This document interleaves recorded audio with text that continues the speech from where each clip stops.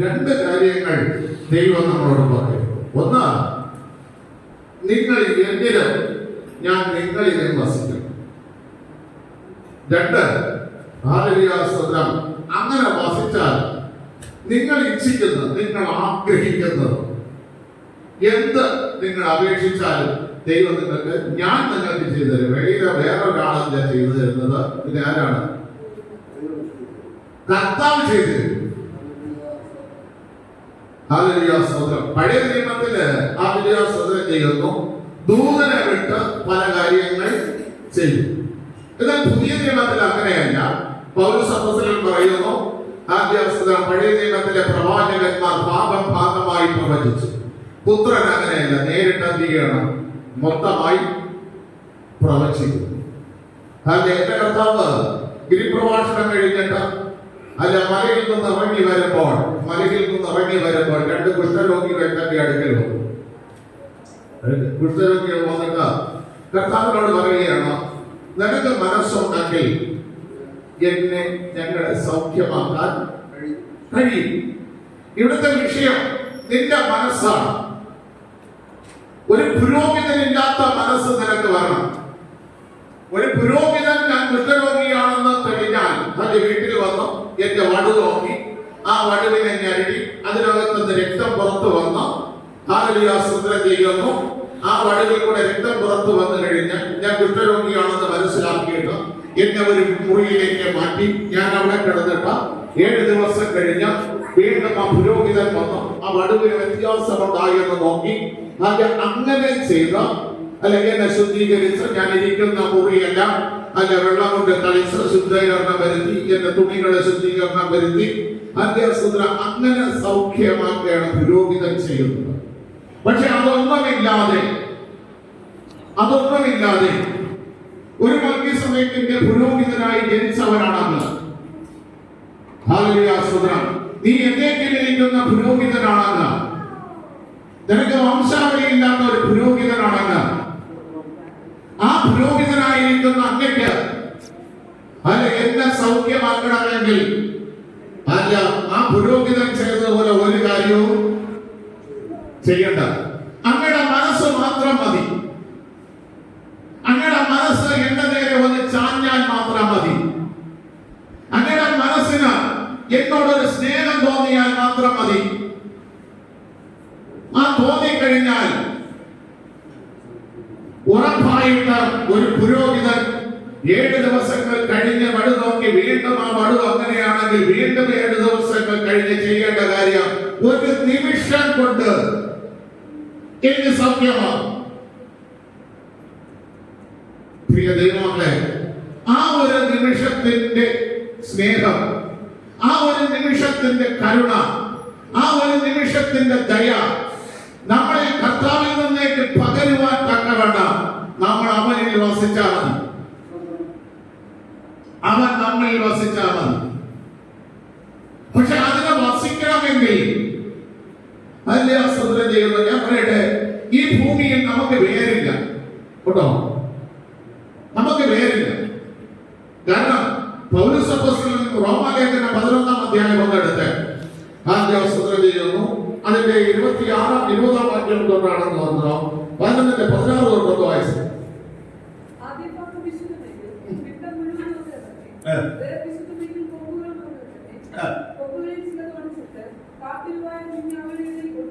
അപ്പൊ നമ്മളെ എന്താണ്, ഏതോ വൃക്ഷത്തിൽ നിന്ന് ഒടിച്ചെടുത്ത് നല്ല വൃക്ഷമായ വിശുദ്ധമായ വേരുകളുള്ള ആ കർത്താവിൽ നമ്മളെ എന്ത് ചെയ്തിരിക്കുകയാണ്? ഒട്ടിച്ചു വെച്ചിരിക്കുകയാണ്. അല്ലാതെ നമുക്ക് നെളിയാൻ തക്കവണ്ണം നമുക്ക് ഭൂമിയില് നമ്മൾക്ക് വേരില്ല. നിങ്ങൾ മനസ്സിലായിക്കോളാം. നമ്മൾ നെളിയാൻ തക്കവണ്ണം ഭൂമിയിൽ നമുക്ക് എന്തില്ല? വേരില്ല. ഒരു കൊമ്പിൽ നിന്ന് നമ്മൾ ഓടിച്ചെടുത്തു കഴിഞ്ഞു. കാട്ടൊലിവായിരുന്ന നമ്മുടെ അപ്പനിൽ നിന്ന്, കാട്ടൊലിവായിരുന്ന അമ്മയിൽ നിന്ന് നമ്മെ ഓടിച്ചെടുത്ത നല്ല വിശുദ്ധ വൃക്ഷമായിരിക്കുന്ന, വിശുദ്ധമായിരിക്കുന്ന വേരുകളുള്ള, വിശുദ്ധമായിരിക്കുന്ന ജീവിതം നയിക്കുന്ന ക്രിസ്തുവിലേക്ക്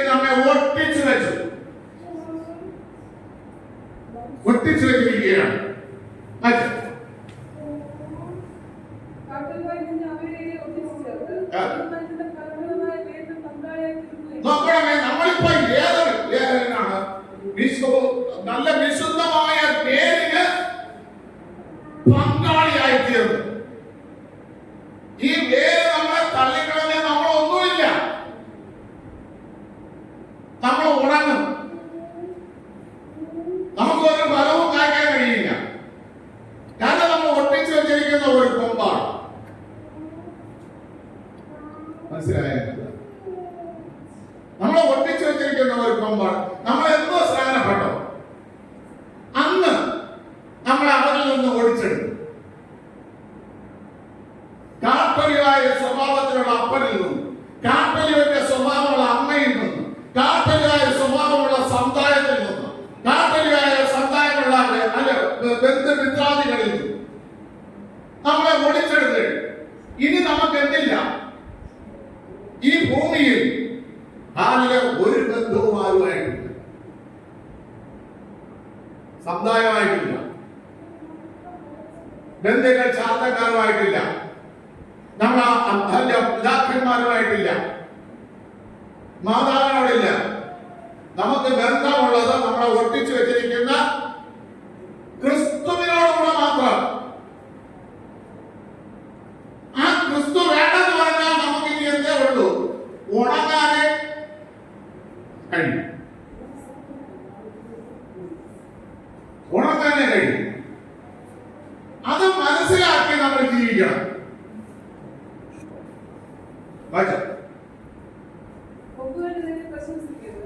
കൊമ്പുകള് ഭാഗ്യാസ്വതം. ചില കൊമ്പുകൾക്ക് ഇല കൂടുതലായിരിക്കും, ചില കൊമ്പുകൾ എന്ത് ചെയ്യും? അനന്തായിരിക്കും, അല്ലേ?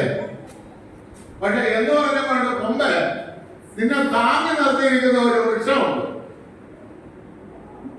നിന്നെ ഭൂമിയിലേക്ക് നിനക്ക് വളം വലിച്ചു തരുന്ന ഒരു വേരുണ്ട്. ഭൂമിയിൽ നിന്ന് നിനക്ക് വെള്ളം വലിച്ചു തരുന്ന ഒരു വേരുണ്ട്. നിനക്ക് ആവശ്യമായതെല്ലാം ഭൂമിയിൽ നിന്ന് എടുത്തു തരുന്ന വേരിനെ പുച്ഛിക്കരുത്. വേരിനോട് അതിന്റെ വെല്ലുവിളിക്കരുത്. വേരിനോട് മഹത്വം അനുസരിക്കരുത്. കാരണം നിന്റെ നിലനിൽപ്പ് മൊത്തം ആ വേരില്ല. നിനക്ക് ആവശ്യമായ വെള്ളം തരുന്ന ആ വേര, നിനക്ക് ആവശ്യമായ ആഹാരം തരുന്ന ആ വേര, നീ ഉണങ്ങാതെ നിൽക്കുന്നതിന് കാരണം ആ വേര. മനസ്സിലായോ? ആ വേര നിന്നെ നിർത്തിയിരിക്കുന്നത്. ആ വേരിനകത്ത് നീ വസിക്കണം. അടുത്ത കാര്യം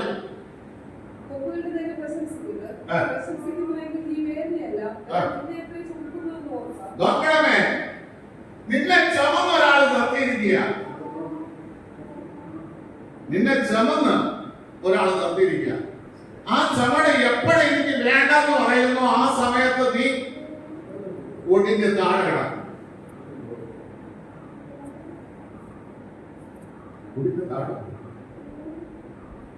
ഇന്ന് പകൽക്കാല പ്രിയതയുള്ള നമ്മുടെ ആ ഒടിഞ്ഞു വീഴുന്ന ഒരു അവസ്ഥ മനസ്സിലൊന്ന് കണ്ടുപോകെ,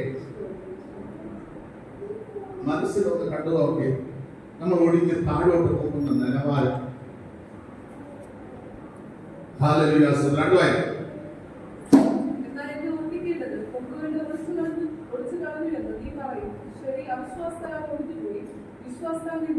ഞാൻ പറയട്ടെ, അവിശ്വാസത്താൽ അതെന്ത് ചെയ്തു?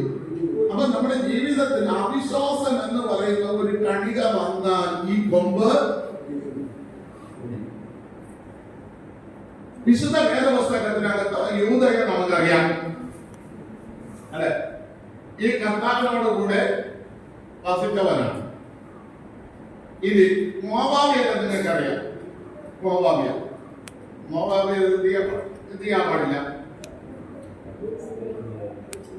ദൈവസന്നിധിയിൽ 10ാം തലമുറയോളം പ്രവേശിക്കാൻ പാടില്ല.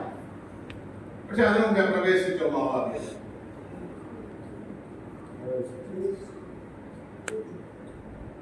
എട്ടാം തലമുറയാണ് രൂത്ത്. രൂത്ത് ദൈവസന്നിധിയിൽ വന്നു. ദാവീദിന്റെ അമ്മയായിട്ട് മാറി. മനസ്സിലായോ? ദാവീദിന്റെ അമ്മയായിട്ട് മാറി. ആ ദാവീദിന്റെ അമ്മയായിട്ട് മാറണമെങ്കിൽ രൂത്തിന് എന്തൊക്കെ ഒടിയണമായിരുന്നു? രൂത്തിന് എന്തൊക്കെ ഒഴിഞ്ഞു മാറാമുണ്ടായിരുന്നു? തന്റെ ചാർച്ചക്കാരെ ഒഴിഞ്ഞു മാറാറുണ്ട്, തന്റെ അപ്പനും അമ്മയെ ഒഴിഞ്ഞു മാറാനുണ്ട്, അല്ലേ? തന്റെ ദേശം, ഇതെല്ലാം ഒഴിഞ്ഞൊഴിഞ്ഞ് ഓരോ ഭാഗങ്ങളായിട്ട് ഒഴിഞ്ഞു മാറി. ഇതെല്ലാം കാട്ടൊഴിവായിരുന്നു. ഇതിൽ നിന്ന് ആര്യാസ്വതന്ത്രം ചെയ്യുന്നു. നല്ല കൊമ്പത്ത് തോന്നിയ രൂത്തിനെ ദൈവം എന്ത് ചെയ്തു?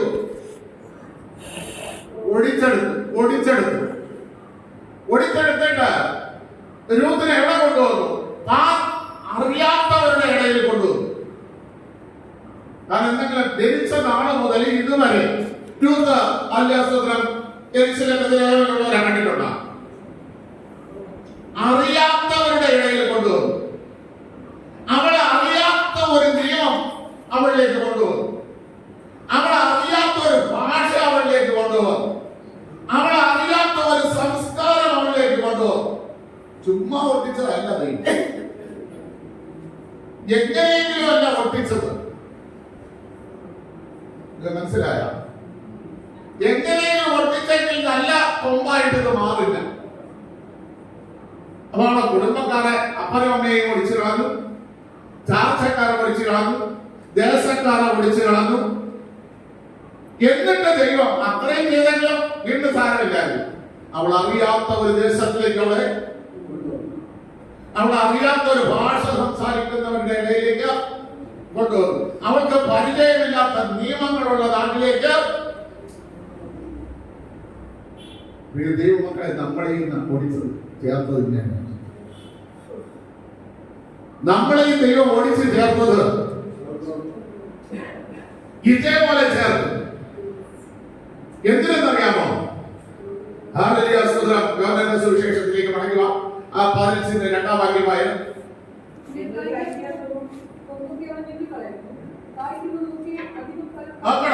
ഒന്ന് ഫലം കായ്ക്കാൻ,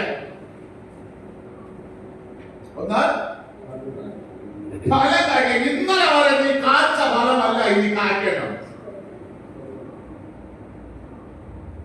അവിടെ മോവാബിൽ നീ കിടന്നെങ്കിൽ നീ കായ്ക്കുന്ന ഫലം മോവാബിയരുമായിട്ട് ബന്ധമുള്ള ഫലമായിരിക്കും നീ കായ്ക്കുന്നത്. പക്ഷേ അതല്ല ദൈവത്തിന് ആവശ്യം. ദൈവത്തിന് ആവശ്യം നീ പുതിയ ഫലം കായ്ക്കണം. പുതിയ ഫലം കായ്ക്കേണ്ടത് അവിടെ എന്ത് ചെയ്തു? അമ്മാവിയമ്മയുടെ ഒരു തീരുമാനം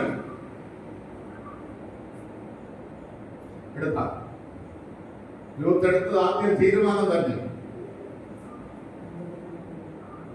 1:16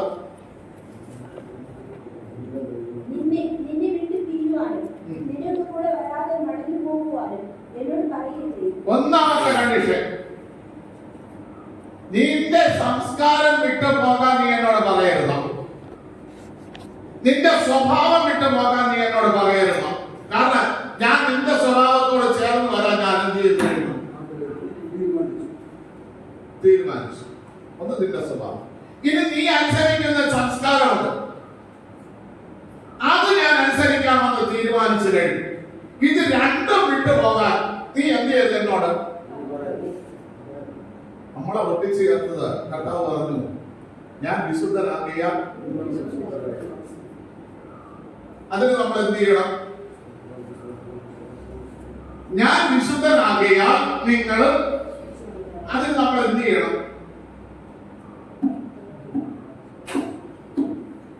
എന്ത് ചെയ്യണം? അപ്പോസ്തലനായ പത്രോസ് എന്ത് ഉപദേശമാണ് നമ്മളോട് പറയുന്നത്? പത്രോസ് പറയുന്നത് 1 പത്രോസിന്റെ ലേഖനം 1-ാം അധ്യായം അതിന്റെ 13-ാം വാക്യം വായിച്ചു. വേഗത്തിൽ.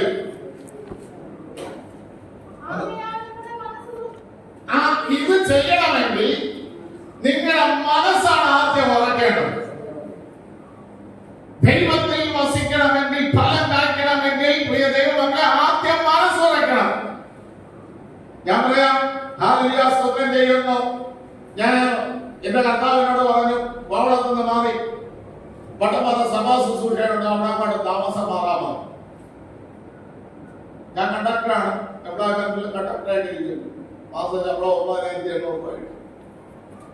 നല്ല ദിവസം ആ പൈസ കിട്ടിക്കൊണ്ടിരിക്കുന്ന സമയത്താണ് അങ്ങോട്ട് പോകാൻ പറഞ്ഞത്. ഞാനൊരു ദിവസം ഇവിടുന്ന് കൊട്ടാരക്കര വണ്ടി കയറി നല്ല മുഖപാലം മുകളിൽ കണ്ടക്ടർ എടുത്തോണ്ട് അവിടെ നാട്ടിയാന്ന് പറഞ്ഞു. അവിടെ ഇറക്കി. അവിടെ സ്റ്റോപ്പില്ല, ചിറ്റാടിയേ ഉള്ളൂ. പട്ടപ്പാറ ജംഗ്ഷനിലെ സ്റ്റോപ്പ്. ഞാൻ ചെന്ന് നോക്കിയപ്പോൾ കാണാം ബാക്ക് വശത്ത് മാതിരില്ല, ഫ്രണ്ടിലും മാതിരില്ലാത്ത ഒരു പള്ളി. കോഴികൾ എന്ത് ചെയ്തിരിക്കുന്നത് മുട്ടയിട്ട് പാലില്ലാത്ത ചിറവിട്ട് ഉഴച്ച് അവിടെ ഒരു കുഴിയാക്കുമല്ലോ, അങ്ങനെ കുഴിയാക്കിയിരിക്കുന്ന ഒരു പള്ളി. ഞാൻ അടുത്തുള്ളവരോട് ചോദിച്ചപ്പോ പറഞ്ഞു ഇവിടെ 2-3 അമ്മച്ചി ആര് വരും, ഇവിടെ ആളൊന്നുമില്ല എന്ന് പറഞ്ഞു. ഞാൻ ഇവിടെ നോക്കിയേ നമുക്ക് പള്ളിയിലെ പോകണം, അവിടെ ഒരു മുറിയൊക്കെ ഉണ്ട്, കുഴപ്പമൊന്നുമില്ല, നമുക്ക് അവിടെ താമസിക്കാം, 2 മക്കളുമുണ്ട്. ഞങ്ങൾ അവിടെ ചെന്നൈയിട്ടാണ് അവള് കാണുന്നത്.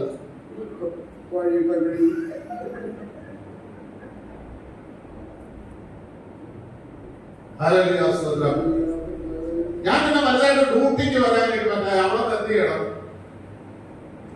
വിഴിഞ്ഞ ഡിപ്പോയിൽ അവിടെ അവരെ നമ്മുടെ ജോണി സാർ പറഞ്ഞു, സജിത്തെ ഒന്നുകിൽ ഡ്യൂട്ടി അല്ലെങ്കിൽ നിന്റെ ആത്മീയത എന്ന് പറഞ്ഞുകൊണ്ട് നീ ഏതെങ്കിലും ഒന്ന് ചെയ്യണം. അന്ന് രാത്രി ദൈവത്തോട് പ്രാർത്ഥിച്ചു, എന്ത് ദൈവമായി ചെയ്യണമെന്ന്. ദൈവം പറഞ്ഞ അനുമതികൾ ഉണ്ടാകുന്നു. ഇവിടെ ആഴ്ചയിൽ 80 രൂപയാണ്, 60 രൂപ 80 രൂപയാണ് ആഴ്ചയിലുള്ള വരുമാനം. ദൈവം പറഞ്ഞ ജോലിയും കൂടാ. ഞാൻ ജോലി ചെയ്തു,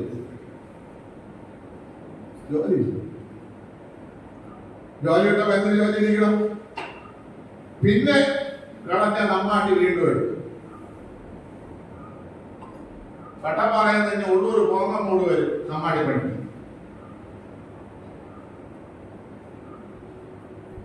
പ്രിയ ദൈവമക്കളെ, പിന്നെ ടാപ്പിംഗ് തൊഴിൽ പഠിച്ചു. ഒരു ദിവസം 300 രൂപ 350 രൂപ ടാപ്പിംഗ് തൊഴിൽ ചെയ്യാൻ തുടങ്ങി. ഉണ്ടായിരുന്ന ജോലി വിട്ടിറങ്ങിയപ്പോഴുള്ള ബുദ്ധിമുട്ടാണ് ഞാൻ നിങ്ങളോട് പറയുന്നത്. പക്ഷെ ഇവിടെ ഒന്നും മനസ്സ് പദ്ധതിയില്ല. കേട്ടപ്പോഴിവിടെ കേട്ട മാസ്റ്ററാണ് കൺട്രോളിംഗ് ഇൻസ്പെക്ടർ നമ്മളെ വീട്ടിൽ പോയത്. കേട്ട പറഞ്ഞു രമേശ് എഴുതിയെടുത്ത് കൊണ്ടുപോകാൻ ഞാൻ വീണ്ടും തന്നെ എന്ത് ചെയ്യാം, ഇതിനകത്ത് കയറ്റാം, ഇങ്ങോട്ട് പോവാ. ഞാൻ പറഞ്ഞു ഞാൻ വിട്ടത് വിട്ടു, ഇനിയിപ്പോ അങ്ങോട്ട് എന്ത് ചെയ്യുന്നില്ല, തിരിയുന്നില്ല.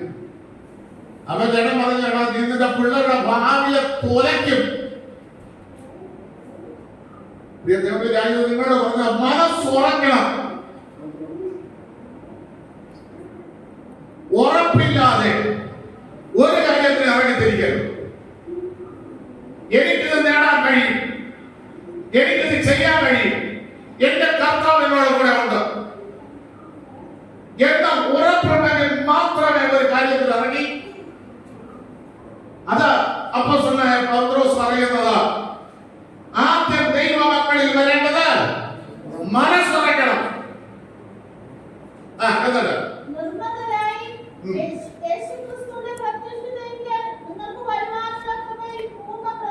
നോക്കണമേ, നമുക്ക് ലഭിക്കാൻ പോകുന്ന കൃപയിൽ പൂർണ്ണ പ്രത്യാശ വയ്ക്കണം. ശതമാനമല്ല, പകുതിയല്ല, 3/4%, പൂർണ്ണ പ്രത്യാശ. പൂർണ്ണ പ്രത്യാശ. എനിക്കിത് സംഭവിക്കും, എനിക്കിത് വരും, എനിക്കിത് നേടാൻ കഴിയും, എന്റെ ദൈവം അനുഗ്രഹിക്കും എന്ന പ്രത്യാശ നമ്മളിൽ ഉണ്ടാകണം. അടുത്ത ആ പ്രത്യാശ നമുക്ക് ഉണ്ടാകണമെങ്കിൽ നമ്മളെ കർത്താവിനെ അറിയാവുന്നതിന് മുമ്പേ നമ്മളിൽ ഉണ്ടായിരുന്ന മോഹങ്ങൾ അതിനെ മാതൃകയാക്കരുത്. കർത്താവിനെ അറിയുന്നതിന് മുമ്പേ നമുക്ക് കുറെ മോഹങ്ങൾ ഉണ്ടായിരുന്നു. പദവി, സാമ്പത്തികം, പ്രൗഢികമായ ജീവിതം, ഇല്ലേ? ഇതെല്ലാം നമുക്കുണ്ടായിരുന്ന മോഹങ്ങളാണ്. ആ മോഹങ്ങളെ അങ്ങ് ഉപേക്ഷിച്ച് ഉപേക്ഷിക്കണം. മനസ്സിലായോ? അതുകൊണ്ടെങ്കിൽ ഒരിക്കലും നമുക്ക് കർത്താവിൽ പൂർണ്ണ പ്രത്യാശ വയ്ക്കാൻ കഴിയില്ല. ഒരിക്കലും കർത്താവിനെ പിൻപറ്റാൻ കഴിയില്ല. കാരണം ഇന്നലെ വരെ ജീവിച്ചത് അടിച്ചപ്പോൾ ഞാൻ നിങ്ങളുടെ അടുത്ത് പറഞ്ഞു, അതിന്റെ മോതിരം, ഒരു ബ്രേസ്ലെറ്റ്, ഒരു ചെയിൻ, ഇത്ര ഇല്ലെങ്കിൽ രവിയില്ല, സജിതവാസമില്ല. അങ്ങനെ ജീവിച്ചൊരു സമയം ഉണ്ടായിരുന്നു.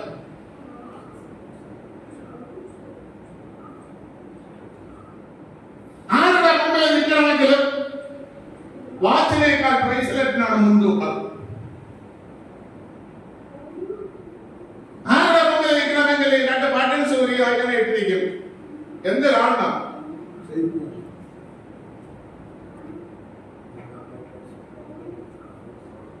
രവി എന്ന് എഴുതി കൊത്തിയ ഒരു പവന്റെ മോതിരം എന്റെ കയ്യിൽ എപ്പോഴും ഉണ്ട്.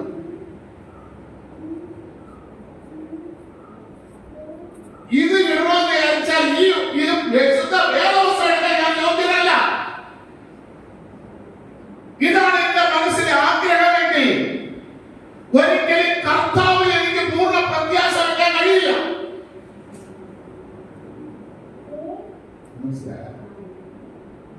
കർത്താവിനെ അറിയുന്നതിന് മുമ്പുണ്ടായിരുന്ന ബോധത്തെ ഞാൻ ഉപേക്ഷിക്കണം.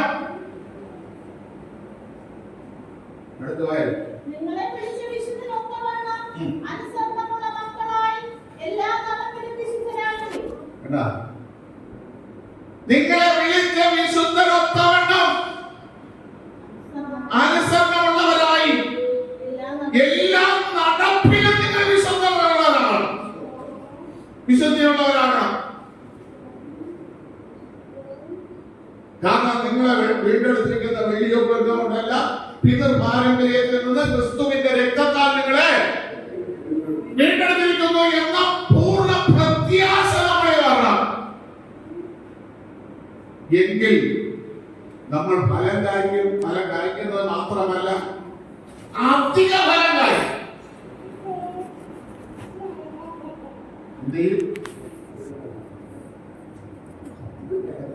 ഫലം മാത്രമല്ല, നല്ലീടിൽ തേങ്ങ കായ്ക്കും പോലെ,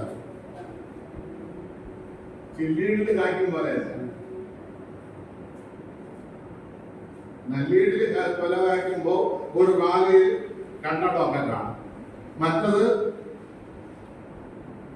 ചില്ലീടിൽ കായ്ക്കുന്നത് ചിലപ്പോ ഒരു കൊലയിൽ 1, 2. അങ്ങനെ കായ്ക്കാനല്ല ദൈവം നമ്മളെ കുറിച്ച് ആഗ്രഹിക്കുന്നത്. അധിക ഫലം, മറ്റൊരു വൃക്ഷം കായ്ക്കുന്നതിനേക്കാൾ അധിക ഫലം, മറ്റൊരു വിശ്വാസം ചെയ്യുന്നതിനേക്കാൾ അധികം, മറ്റൊരു പാസ്റ്റർ ചെയ്യുന്നതിനേക്കാൾ അധികം, മറ്റൊരു പ്രവാചകൻ ചെയ്യുന്നതിനേക്കാൾ അധികം നീ അധികം കാട്ടി. ആ പ്രത്യാശയിലേക്ക് വാ. ആ മനസ്സൊന്ന് ഉറച്ചിട്ട് വാ. അടുത്ത 5:15 വായിച്ചു.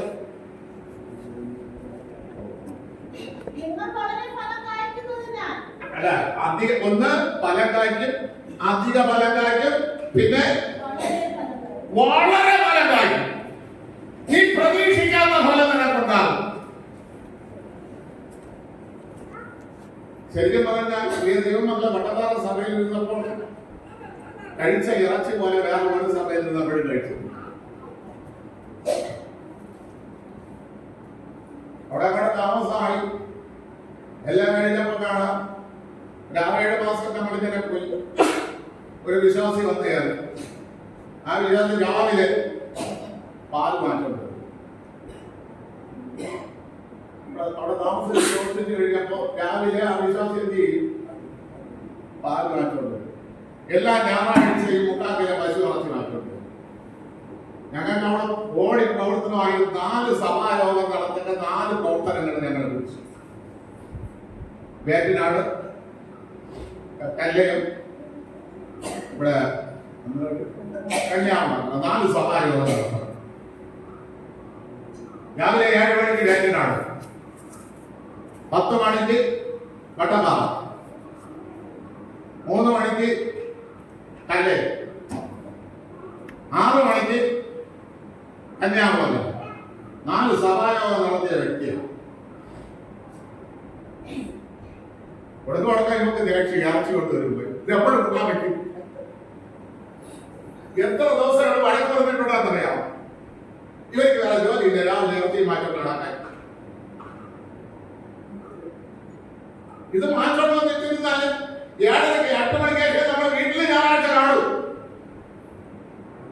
ഓടി നടന്ന പ്രവർത്തനം, ഓടി നടന്നു. നമുക്ക് സമയമില്ല, തിന്നാൻ സമയമില്ല. അപ്പൊ 8 മണിക്ക് വീട്ടിൽ വന്നാൽ 7:00 ഇതില്ലാതായി പോകും. അതുകൊണ്ട് അവർക്ക് ദേഷ്യം. നിങ്ങൾക്കൊന്ന് പറഞ്ഞോട്ടെ, ഞായറാഴ്ച വന്നോട്ടെ, വേറൊരു ദിവസം കൊണ്ട് ഞാൻ പറയുകയാണെങ്കിൽ അവരെ ഇഷ്ടത്തിലാണ്. നിന്റെ പൈസ അല്ലല്ല, നിന്റെ പൈസ. നീ പൈസ കൊടുത്തെങ്കിൽ നിന്റെ ഇഷ്ടത്തിന് പറയണം. അത് അവരെ ഇഷ്ടത്തിന് അവർ മാറ്റം പറയണം. അത് അവർ കൊണ്ടുവരുന്നത് നിനക്ക് മനസ്സോടൊക്കെ തിന്നണം, ഇല്ലെങ്കിൽ നീ തിന്നണ്ട. മനസ്സിലായോ? വളരെ ഫലത്താക്കി പ്രിയ ദൈവമക്കളെ, അവിടെ ഇരുന്നപ്പോൾ ആസ്പദനം ചെയ്യുന്നു. മുടന്തന്മാർക്ക് സൗഖ്യം, മദ്യപാനികൾക്ക് വിടുതല. എന്തൊക്കെ ദൈവം എന്നെ കൊണ്ട് ചെയ്യിക്കാം അതെല്ലാം അവിടെ ചെയ്യിച്ചു തരും. ഞാൻ കോവളത്ത് നിന്നാണ് അവിടെ ശുശ്രൂഷിക്കാൻ പോയെങ്കിൽ ഒരു വെള്ളിയാഴ്ച, ഒരു ഞായറാഴ്ച ജനത്തെ പോലെ കാണുന്നു.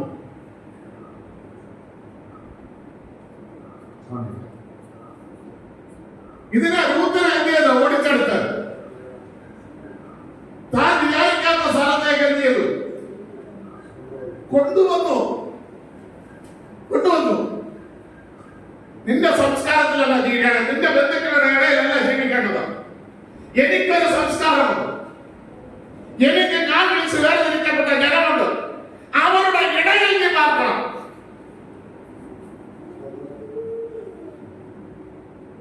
കൊണ്ടുവന്നപ്പോൾ യൂത്തിനോട് പറഞ്ഞ ഒരു വാക്കുടം പറഞ്ഞാൽ എനിക്ക് 11 മണിയാവും, 11 മണി കഴിഞ്ഞിട്ട് എവിടെ പോകണം? ചെയ്യുന്നു. യൂത്തിനോട് പറഞ്ഞ ആദ്യത്തെ അനുഗ്രഹം പറഞ്ഞോ.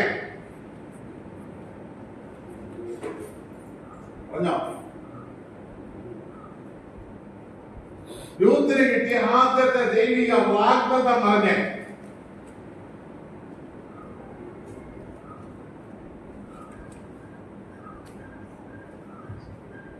യൂത്തിന്റെ പുസ്തകം 2:11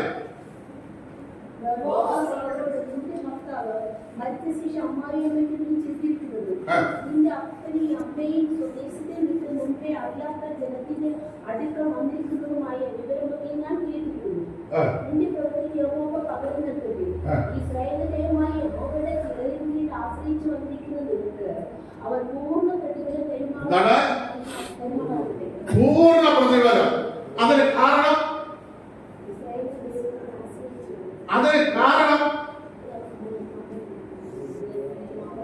നിന്റെ ഭർത്താവ് മരിച്ച ശേഷം നിന്റെ നാട് വിട്ടു, നിന്റെ വീട് വിട്ടു, നാമതയ കൂട്ടം വിട്ടു, നിന്റെ ഇസ്രായേലിന്റെ പരിശുദ്ധനെ ആരാധിക്കുന്ന നിന്റെ അമ്മായി അമ്മയോട് നീ വന്നത് ഞാൻ അറിഞ്ഞിരിക്കുന്നു.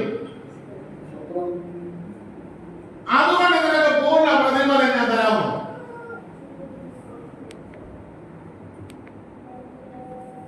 പ്രിയ ദൈവമക്കളെ, ഇന്ന് പകൽക്കാലം അങ്ങനെ ഒന്നായി നമുക്ക് തീരാമോ? ദൈവത്തിൽ നിന്നുള്ള പൂർണ്ണ പ്രതിഫലം. ഹല്ലേലൂയ, സ്തോത്രം. യൂത്തിന് കിട്ടിയ പൂർണ്ണ പ്രതിഫലങ്ങളൊന്ന് പറഞ്ഞേ. ആദ്യം കിട്ടിയ പൂർണ്ണ പ്രതിഫലം 3:1.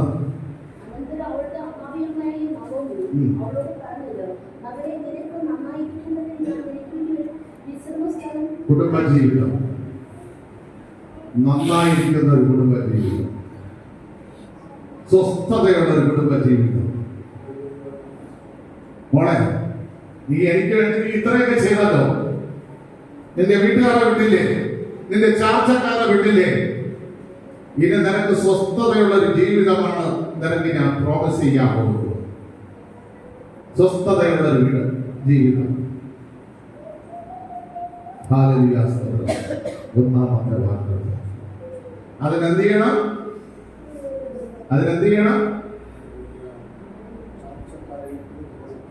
ഇന്നത്തെ നമ്മളെ മരുമക്കൊക്കെ ഒന്നും അതൊന്നും വിട്ടു വരാനില്ല. ഹല്ലേലൂയ, സ്തോത്രം ചെയ്യുന്നു. ആദ്യം നീ ചെയ്യേണ്ട അതാ. എന്റെ അപ്പനോട് അമ്മയോട് ചാർച്ചക്കാരനോട് ദേശപ്പെടണം.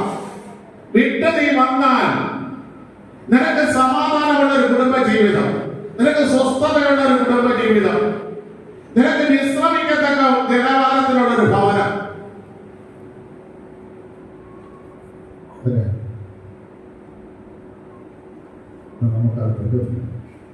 എഴുത്തിന്റെ പുസ്തകം 4-ാം അധ്യായം എടുത്ത് 4:4. ഹല്ലേലൂയ, സ്തോത്രം.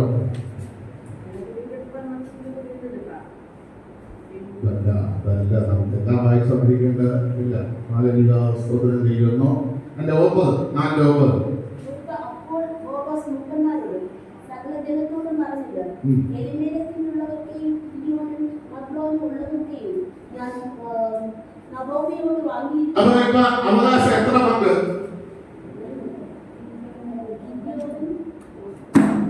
രൂത്തിന് കിട്ടിയ അവകാശം, എലിമേലെക്കിന്റെ അവകാശം, മഗ്ലോന്റെ അവകാശം, ഗിദിയോന്റെ അവകാശം.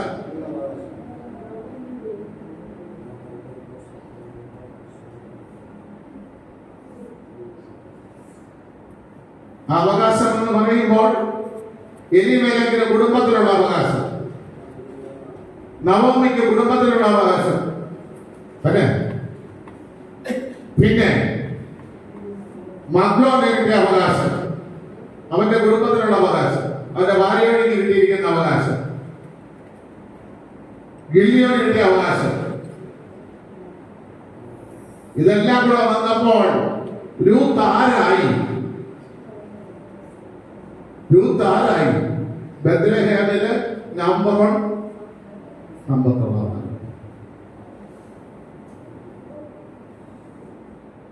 വസീല് വസിച്ചു നോക്ക്, ഒടിച്ചിട്ട് വസിച്ചു നോക്ക്. ഹല്ലേലൂയ, സ്തോത്രം.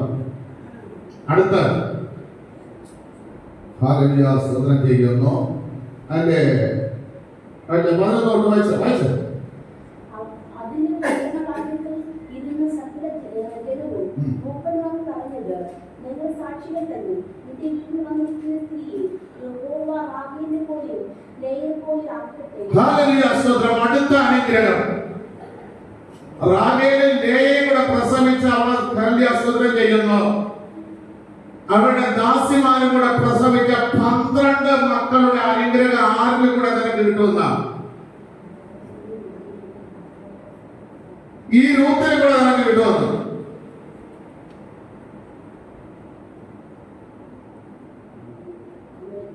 ഒടിച്ചിട്ട് ചേര്, എല്ലാം ഒടിച്ചിട്ട് കർത്താവിനോട് ചേര്.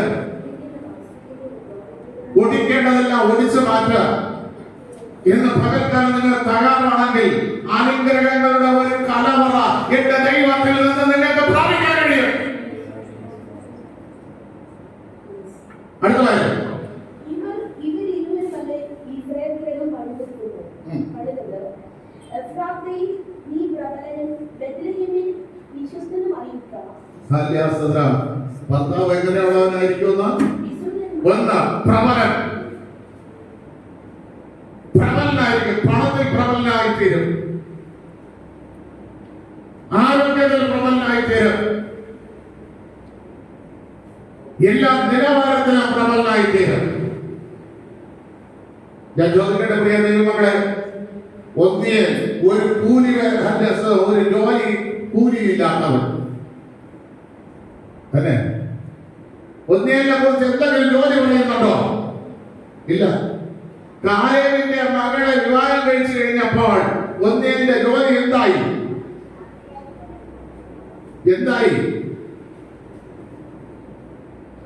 ഇസ്രായേലിന്റെ ആദ്യത്തെ ന്യായാധിപൻ ഒന്നിയെ പദവി മാറിയതിലുണ്ട. കാലേബിന് ഒറ്റ മോള, അവൾ ഒടിക്കേണ്ടതെല്ലാം ഒടിച്ച് ആദ്യാസനം കർത്താവിനോട് ചേർന്ന് അവള് പറഞ്ഞ വാക്ക് ആദ്യാസനം ചെയ്യുന്നു. കാലേബ് പറഞ്ഞ ഈ കിരിയത്ത് സഭ്യർ ആര് ജയിച്ചിട്ട് വന്നാല് ഞാൻ അവരെ എന്റെ മോളെ ഭാര്യയായി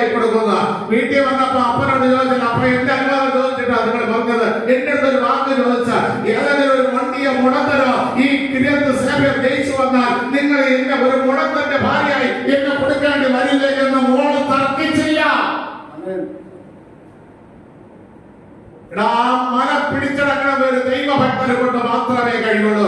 ദൈവവചനം വിശ്വസിക്കുന്നവരെ കൊണ്ട് മാത്രമേ കഴിയുള്ളൂ. ദൈവത്തെ അനുസരിക്കുന്നവന് മാത്രമേ കഴിയുള്ളൂ. ദൈവത്തെ ഭയപ്പെടുന്നവന് മാത്രമേ ആ മല പിടിക്കാൻ കഴിയൂ. ഇതാർക്കറിയാം? അച്ഛനറിയാം. അച്ഛനറിയാം. ഏതെങ്കിലും ഒരുത്തൻ എന്ത് ചെയ്യാൻ കഴിയില്ല. ഈ മല പിടിക്കാൻ കഴിയില്ല. ഇവിടെ രൂത്തിനോട് പറഞ്ഞണ്ട, നീ എല്ലാം ഒഴിച്ചിട്ട് വന്നാൽ നിന്റെ ഭർത്താവ് നിങ്ങളുടെ ആര്? പ്രബലൻ. വിശുദ്ധ അവന്റെ പേര് പലരും അറിയും.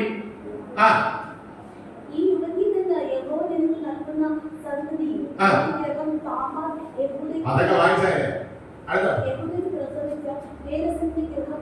കർത്താവിന്റെ കുലത്തിൽ വന്ന് വായിച്ചു നോക്കണം. കർത്താവിന്റെ കുലത്തിൽ വന്ന് അതേപോലെ നിന്റെ മോനെ എന്ത് ചെയ്യുക? നിങ്ങൾക്ക് ജനിക്കുന്ന മക്കളെയും ഞാൻ പറയാം. ആദ്യം നിങ്ങൾ ആരും ഉണക്കരുത്. ആദ്യം മക്കളെ കിട്ടുന്നെങ്കിൽ അവിടെ എന്ത് ചെയ്തിട്ടില്ല. ഇതേപോലെ ഓടിച്ചൊന്നും വന്ന പെണ്ണല്ല. അത് കണ്ട ആദ്യത്തെ കുട്ടി അടച്ചു കൊടുക്കുന്നത് പെൺകുട്ടിനെ കൊടുക്കുന്നത്. ആദ്യം ഒടിച്ചിട്ട് വാ. ദൈവത്തിന്റെ വാഗ്ദത്തം മുന്നിൽ നിറവേറാൻ ഒടിച്ചേ മതിയാവും. ഇല്ലെങ്കിൽ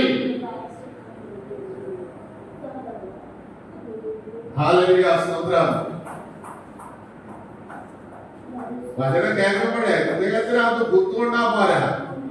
ഒടിക്കേണ്ടത് ഒടിക്കണം, മുറിക്കേണ്ടത് മുറിക്കണം. ഇല്ലെങ്കിൽ ദൈവത്തിന്റെ വാഗ്ദത്തം കാണും. പ്രവാചകന്മാരും പറയും ഇതാ ജനിക്കാൻ പോണ കുഞ്ഞാണാണെന്ന്. പക്ഷെ കിട്ടുന്നത് എന്തായിരിക്കും? നേരെ വിപരീതമായിരിക്കാം. നീ ഒടിച്ചില്ല. ഇതുവരെ കുടുംബത്തിൽ നിന്ന് ഒടിഞ്ഞില്ല.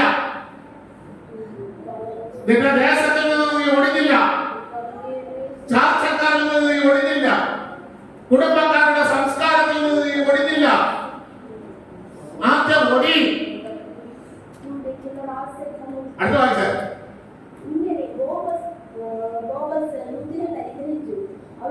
അവന് ഭാര്യയായി. അവൻ അവരുടെ അടുക്കൽ ചെന്നപ്പോൾ യഹോവ അവൾക്ക് ഗർഭിണി നൽകി. അവൾ ഒരു മകനെ പ്രസവിച്ചു. സ്ത്രീകൾ നവോമിയോട് ഇന്ന് നിനക്ക് ഒരു വീണ്ടെടുപ്പ്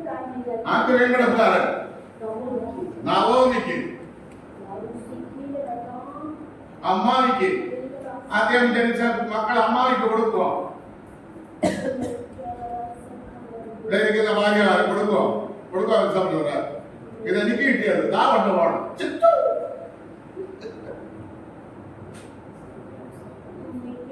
കൊടുത്തു അമ്മാവിക്ക്.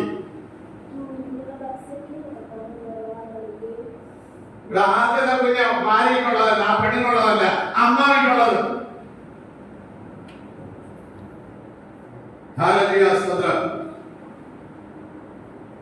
അങ്ങനെ കൊടുക്കണമെങ്കിൽ അടുത്ത നാട്ടുകാർ പറയുന്ന ഒരു പേര് നിന്റെ ഉത്തമയായ വരവുകളല്ലോ. അമ്മാവിക്ക് കൊടുത്ത കുട്ടി ഹല്യാസ്തോത്രം ചെയ്യുന്ന മരുവളെ കുറിച്ച് നാട്ടുകാർ വിട്ട പേരെന്താണ്?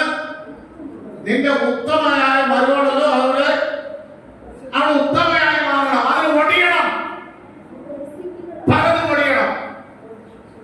ഒടിച്ച് നിന്നെ ചേർത്തിരിക്കുന്ന ആ വിശുദ്ധമായ വേരോട് നീ ചേരണം. വേരോട് ചേരണം.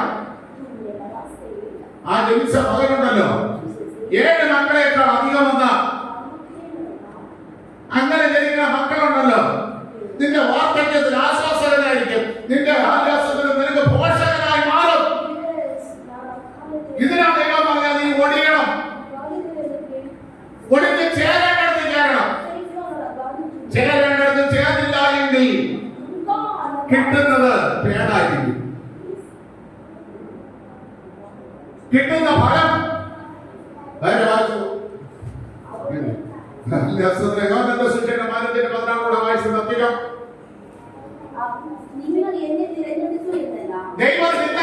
ദൈവത്തെ നിങ്ങൾ ആരും തിരഞ്ഞെടുത്തതല്ല, ദൈവം നമ്മളെ തിരഞ്ഞെടുത്തു.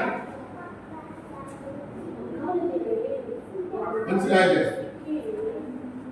നമ്മൾ ആരും ദൈവത്തെ തിരഞ്ഞെടുത്തതല്ല. ദൈവം ഒരു പനി വന്നു, ഒരു രോഗം വന്നു, ഒരു അല്ലെ സാമ്പത്തിക കടം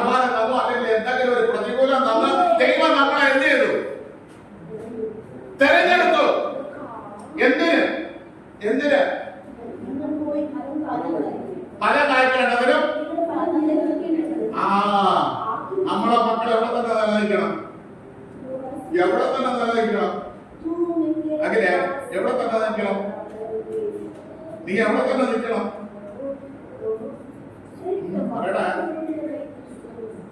അപ്പനും അമ്മയും പിമ്പിൽ നിൽക്കണം, അല്ല മുമ്പിലല്ല. അപ്പോഴേ ഫലം ശരിയാവും. മനസ്സിലായില്ലേ? ആ ഫലമേ നിലനിൽക്കൂ. അപ്പന്റെ മുമ്പിൽ കാണുന്ന ഫലം നിലനിൽക്കില്ല.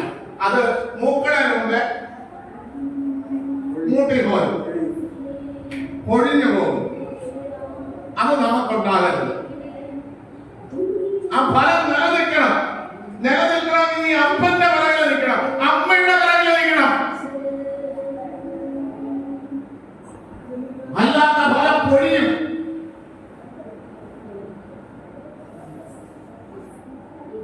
അതിനുവേണ്ടി കർത്താവ് പറഞ്ഞത്, ആദ്യം നിങ്ങൾ എന്നിൽ വസിക്കണം, ഞാൻ നിങ്ങളിൽ വസിക്കും. വസിച്ചിട്ട് നിങ്ങൾ എന്തെങ്കിലും ആഗ്രഹിച്ചാൽ ഞാൻ അത് ചെയ്തു. ആര്? എന്റെ കർത്താവ് അത് അവൻ ചെയ്തു തരാനുള്ള ഒരൊറ്റ വ്യക്തിയേ ഉള്ളൂ.